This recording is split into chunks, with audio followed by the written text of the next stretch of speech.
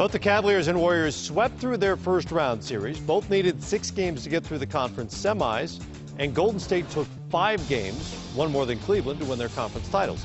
Combined, we did some math, that's 29 total games, the fewest for a finals pairing to reach the ultimate series since the playoffs expanded to 7-game series.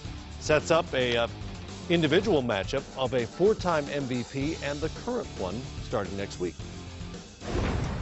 We got to bring our A game if we're going to, be a great team and a great player like that 4 times. And we're excited about the challenge because, he had to win his first one at some point. And, nobody on our team has experienced that. So we're going to be fighting like crazy every night. We got home court advantage that we need to capitalize on. And it's going to be a battle.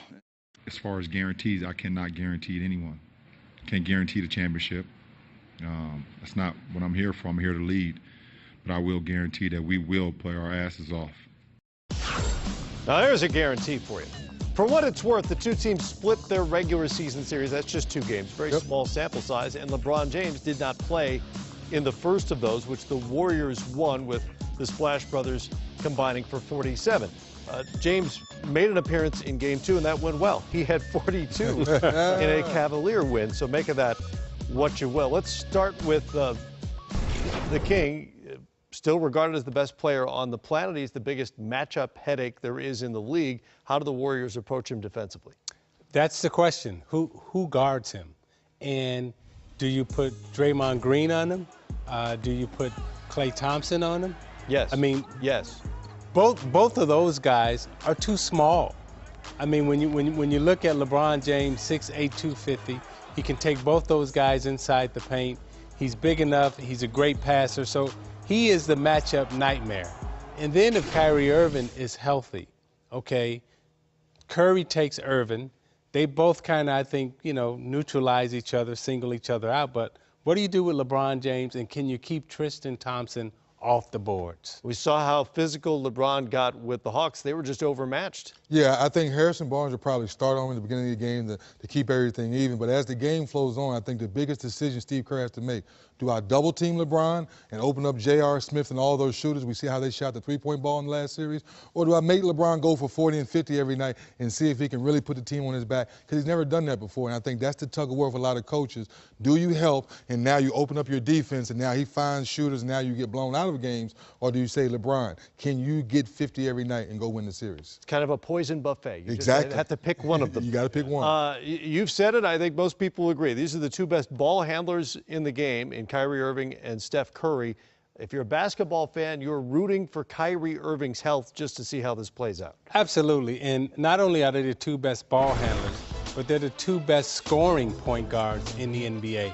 Both of them have an array of shots. They both like to compete against each other. I think they both look at each other as 1A and 1B on any given night. Steph Curry can go for 50. Well, guess what? Kyrie Irving can go for 50 also. So this matchup in the NBA Finals, to me, is the most intriguing and will probably be the most enjoyable because they're similar size, they're similar ball handling skills, they're similar shot making skills. Now to come down to which one of them is really healthy. And if Kyrie is healthy, okay, I like the matchup of a hungry Kyrie Irving going against the MVP, Steph Curry. Teammates last summer on Team USA. I didn't mean to bury the lead about their scoring and shooting abilities there. No, the only thing I would add to everything Isaiah said is the confidence. You have 2 young men who have supreme confidence in their skills and what they can do on the basketball floor. And lastly, they have the confidence from their coaches to go out there and play their game and not look over their shoulders. So I agree with both of you. This should be very exciting to watch. You think of the Warriors offense, you think of 3-point shooting. Atlanta was a pretty good 3-point shooting team. Cleveland handled that pretty easily. They really did. You take your head off Demond Shumpert and their wing guys are running guys off 3-point line. But let's face it, we're dealing with a different animal now. Jeff Teague would do a good job setting up Kyle Korver and different guys. But now the guy with the ball can come down in transition and stop and pop at any time. And the same thing with Coach Blatt. When do you trap Curry, get the ball out of his hands? Because now Draymond Green and Harrison Barnes have proven we can go out and facilitate and make the shots as well. Can the Cavs bully the Warriors the way they did the Hawks? No, I think the Warriors have too much scoring, and we also forget that the Warriors were the best defensive team in the NBA. Yep. I think right now the Cavaliers they're the best defensive team in the playoffs. So, you know, we talk about both these teams' offensive weapons, but they really come into the NBA Finals being the two best defensive teams in the NBA. At this time, sure, At this time. And the physicality that Cleveland brings to the game, the Eastern Conference mentality, the old Eastern Conference throwback mentality. And I remember when we was going to play the Lakers.